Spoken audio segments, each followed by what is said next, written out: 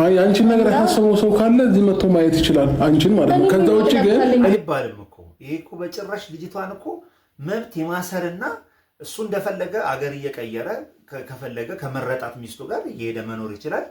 አንቺ ግን ልጁን ይዘሽ እዚህ ነው የትም ቤተሰብሽንም ጋር መሄዳችን አንቺን የሚፈልግ መጥቶ ማየት ይችላል። ይሄ ፍጹም የአምባገነንነት ባህሪ እያየንበት ነው ያለ ነው ማለት ነው። ሌላ ህይወት መርጧል ሰው ቢያዝ ሌላ ህይወት መኖር ይችላል። ልጅ ከእናቱ ጋር ነው ማደግ ያለበት። ቢያንስ እንደዚህ አይነት ትንሽ ልጅ ደግሞ ከእናቱ ጋር ነው መቆየት ያለበት። ስቲል አብርሃም ግን እያደረገ ያለው ነገር ልጁ ማይወጣም አንቺም አትወጭም እዚህ ቁጭ በይ ነው። ስለዚህ ይሄ በጣም ከህግም አንፃር የትን ቦታ ይዘሽብኝ እንድትይዝ አልፈልግም። አሊያም ደግሞ እዚሁ አስቀምጠሽ አንቺ ሜት ትችያለሽ ከኔ ጋር መቆየት ይችላል። ሁለት ወሩንም ማለት ነው። እንዴት ይሆናል? የሚባል ታሪክ የለም። በመጀመሪያ ደረጃ እንደዚህ የሚባል አማርኛ የለም። እንዴ ነው ታሪክ የለም። እኔ አሁን በልጄ ለመቅጣት እንዳትሞክሪ። እኔ በልጄ ለመቅጣት እንዳትሞክሪ። ይሄ የምንም መቀጣጣት አይደለም። አንተ አእምሮ በእንደዚህ አይነት አስተሳሰብ የሚያምን ከሆነ አላውቅም። ግን ደግሞ እኔ አሁን ፋሚሊ ጋር ማሳለፍ እፈልጋለሁ። እንዴ ቤተሰብ ይመጣይ ጀመር ካንተ ጋር ህይወት ይኖረኝ ካንተ ጋር ነገሮቹን አሁን ቁጭ ብለን በተረጋጋ መንፈስ ማስተካከል እፈልጋለሁ። አሁን ካንተ ጋር ልሁን ስትል አልሆን ያለች ሴትዮ አሁን ላይ ደግሞ በምን ሪያክት እያደረገች እንዳለች አይታችኋል። ስለዚህ እኔ በጣም ነው ግራ እያጋባኝ ያለው የአብርሃም ነገር ማለት ነው። ስለዚህ ልጁን ከፈለገና ከልጁ ጋር እንትን ካለው የልጁን እናትም ወደድ ግዴታው በቃ የእሷን ፍላጎት ማክበር ይገባዋል። ሰው ለሁለት ወር ነው ያለችው። ሁለት ወር ሄዳ ሲፈልግ እሱም ደግሞ ድራይቭ አድርጎ ሄዶ ልጁን ማየት ይችላል። አሁን ይሄ የባልና ሚስት ውሳኔ ነው። እናንተ ምን አገባችሁ? ልጅ አያገባንም። ግን አክቹአሊ ግን የተፈጠረውን ነገር ፊት ለፊት ስታዩት ግን የአብርሃም ወደ አምባገነንነት እየሄደ ነው ብዬ ሞዴልኝም እንዴ እኮ ጠይቅ ያለልኩሽም ግን ሁለት ወር ሙሉ መሄድ ደግሞ ግዴታ የለብሽም እንዴ አይደለም። ሁለት ሰው ለሁለት ቀን ለሶስት ቀን ለአራት ቀን ለአምስት ቀንም ድረስ ሊሄድ ይችላል። ከዛ ውጭ ግን ሆን ብለሽ አውቀሽ ልጄን ከኔ ለማራቅ ካልሆነ በስተቀር ይሄን ነገር አይደለም። ተረዳኝ። ይሄ የምንም ማራቅ አይደለም። ለተኮ መጠይቅ ትችላለህ እኮ እዛም እንደፈለግ አይደለም። ይወጣ እዛም እዚህ መጠይቅ ትችላለህ። መኪና ዳር የመምጣት መብት አለው። መኪና ዳር መሄድ እኮ ትችላለህ። ማን ነው ህግ የፈቀደለት? 3 ቀን ነው አይደለ? በየቀኑ መምጣት ይችላል። ኖርማል ነው። ሲቀጥል ደግሞ አይደለም ሁለት ወር አመት የመቆየት መብት አለኝ። የኔ ፍላጎት ግራ የገባኝ ነገር ህግ ጋር መሄዳችሁንም አልሰማንም። ህግ ጋር እንትን ማለቱም አልሰማንም። ቤት ውስጥ ግን የሁለታችሁ ፎቶ አሁንም እንደተሰቀለ ነው። ባልና ሚስት እንደተሆናችሁ ነው እኛ እየተረዳንም እያወቀን ያለ ነው። ስለዚህ እያወቀን አንተላለቅ። ስለዚህ ወደ ህግም ሳይኬድ ያንቺን መብት ማክበር አለበት ነው የኛም ጥያቄ። የሩታን መብት በቃ ወደ ህግም ሳይሄድ ማክበር አለበት። ስለዚህ አሁን እህትየው ምን እንዳለችና እህትየው አልኩኝ ቤተሰቡ ምን እንዳለ ኢንፎርሜሽኑ ደርሶኛል። ስለዚህ በደንብ አርጋ ካጠገቧ ሆና የምትረዳት ጎረቤቷም አለች። እንግዲህ በደንብ አርጋ ኢንፎርሜሽኑ ነግረኛለች። የሩታ ቤተሰብ ተቆጥቷል በተፈጠረው ነገር። ከዚህ በኋላ ፍቅርም ህይወት የቤተሰቦች ፍላጎት እስከሆነ ድረስ ገባ። አንተ እዚህ ጋር መኖር ትችላለሽ፣ እዛ ጋር መኖር አትችይም ብለህ የመከልከል አንዳች መብት የለህም። አንድ ነገር የምትኖርበትን መንገድ የመወሰን መብት የለህም። ይሄ እርግጥ ነው። በቃ ተናግረዋለች እንዴ። ከዚህ በላይ ምን ትከለክለኝ ነው? በመጀመሪያ ደረጃ እየነገርኩሽ ያለሁት እኔ እዛ ቤተሰቦች ጋር ሄጄ ልጄን ምናምን አልችልም። ስለዚህ እዚህ ነው በቃ። ኧረ አይባልም አብርሃም አይባልም። እዛ ቤተሰብሽ ጋር ሄጄ እንዴ ቤተሰቡ እኮ አክብሮ ሰጥቶሃል እኮ። ቤተሰቡ አክብሮ ሩታን ሰጥቶሃል እኮ አይደል? ሽማግሌ ልካ አግብታታል። ዛሬ ከሷ ጋር በተፈጠረው ቁርሾ ደግሞ አሁን ቤተሰብ መቀላቀል ጭራሽ ነውርና ነውር ነው። ይህ በጣም ቤተሰብሽ ጋር ሄጄ ልጁን ማየት አልችልም። እጅግ ነውር ነው የእውነት ለመናገር። ቤተሰቡ ምን አደረገ? ልጆች እነሱ እንዲሁም ምን አይቻሉ። እኔ ቤተሰቡ አንተ ላይ ጣልቃ ለመግባት ምን ያህል ርቀት እንደሚሄዱ አይቻሉ። በጣም ይሄንን ደግሞ ጠንቅቀሽ ታውቂያለሽ። ይሄን ነገር ደግሞ አውቀሽና አስበሽበት ሆን ብለሽ አንድ አዳምጪኝ፣ ሆን ብለሽ ይሄንን ልጅ ከኔ ለመለየት ካሉ ምንም ለመለየት እኮ አይደለም። በቃ 3 ቀን ህግ ካስቀመጠልህ የትም ቦታ ቢሆን አውጥታ ለአንተ መስጠት ትችላለች። የግል እዛና እዚህ መሆን የለበትም። ግን እንዴት ነው የምትረዱት ነው በቃ አይደል? እኔ አሁን በዚህ መልኩ አሁን ልጁ ያድጋል ብላችሁ ነው የምታስቡት? ልጁን እንዲህ እያሰቃያችሁት እንደው ተመቻችቶ በድሎት ያድጋል ነው የምትሉት? እኔ በጣም ግራ የሚያጋባኝ ማለት ነው።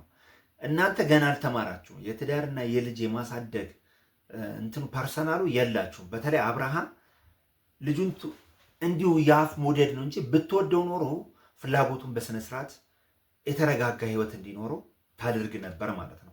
እና እኔ እርግጠኛ ነኝ ሁል ጊዜ በመጣ ቁጥር ልጁን በመጣ ቁጥር በስተቀር የፈለግሽው ለሁለት ወር ለምናምን ለምትዩ ነገር ምንም ማሳማኝ ምክንያት የለሽም። ይህንን ነገር ደግሞ አስባችሁበትና አውቃችሁ ከእሷም ጋር ሊሆን ይችላል ከሌሎች ሰዎችም ጋር ተነጋግረሽበት እኔ አሁን ላይ በልጄ ለመቅጣት ወይንም እኔን በልጄ እንትን ለማለት ካልሆነ በስተቀር የፈለገ ነገር ቢሆን ይህ ምክንያት ሊሆን አይችልም። አንቺን የናፈቀ ሰው ካለ እዚህ ቤት ውስጥ መጥቶ ማየት ይችላል። ገባሽ? ኦኬ። ስለዚህ አሁን ያንተ ፍላጎትና ያንተ መብት ሁልጊዜ መከበርና መሰማት አለበት። ይሄ ደግሞ ቤተሰብ ጋር መሄድ አትችልም ነው። ይቅርታ አድርግልኝና ይሄን ነገር ላረጋ መሄድ አትችልም ነው። አትሂጂ ያላልኳት ከዚህ በላይ አትሂጂ አይደለም እያልኳት ያለሁት። በቃ ልጁን አስቀምጣት ትሂድ ከፈለገ። እንዴት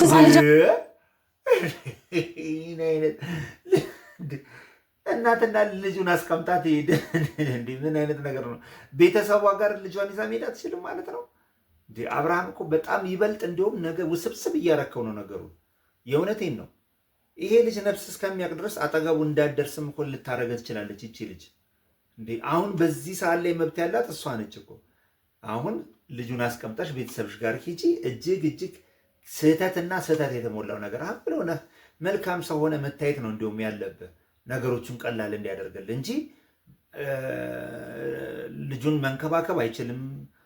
ሴት ይዟል። ያቺ ልጅ ደግሞ እኔ ስጋት አለብኝ እሷ እንድታገኘው ልጄን ስለማልፈልግ ልጁን እንዲያይ አጠገቤ እንዲመጣ አልፈልግም። ከመጣም ብቻውን ይምጣ።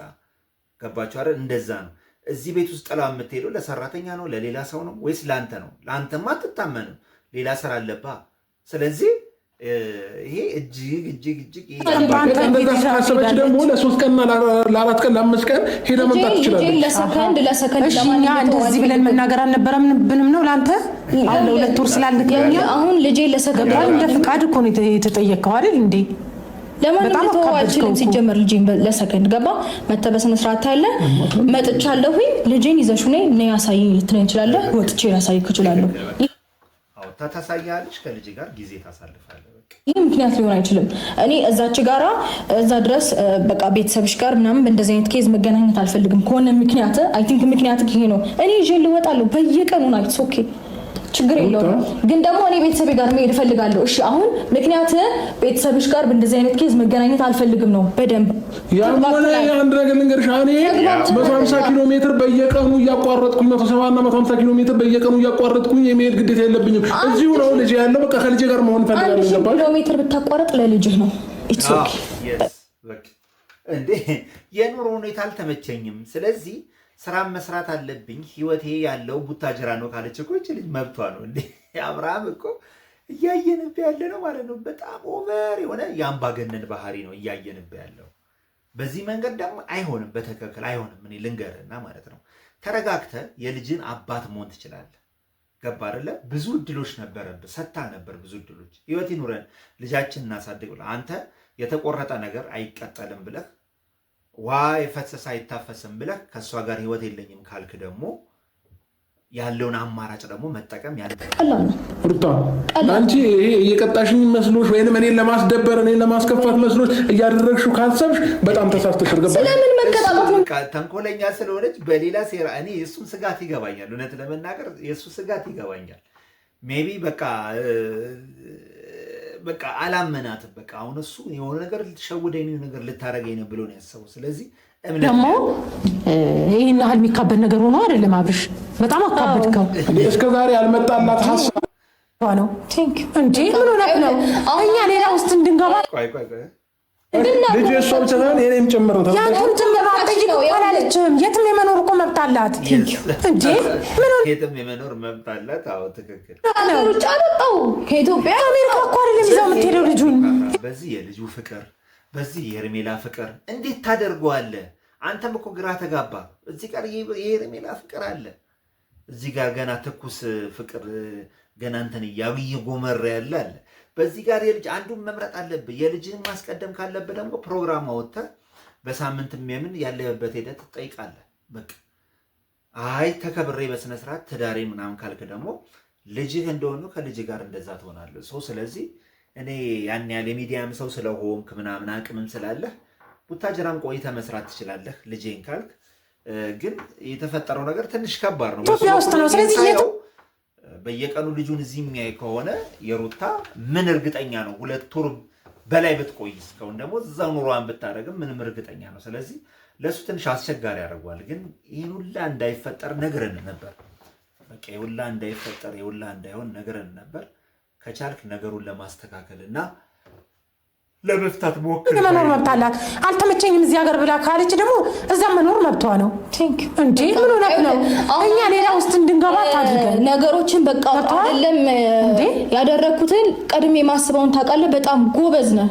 በጣም እኛ ሲጀምር እንደታካብዳለን ምናምን በቃ አሁን ታውቃለህ። አንተ በጣም ጀግና ሰው ነህ። ግን ደግሞ አሁን ያንተ ማውቅ አለማውቅ እዚህ ጋር ምንም የሚጠቅመኝ ነገር የለም። ምንም ሴንስ አይሰጠኝም። ገብቶሃል?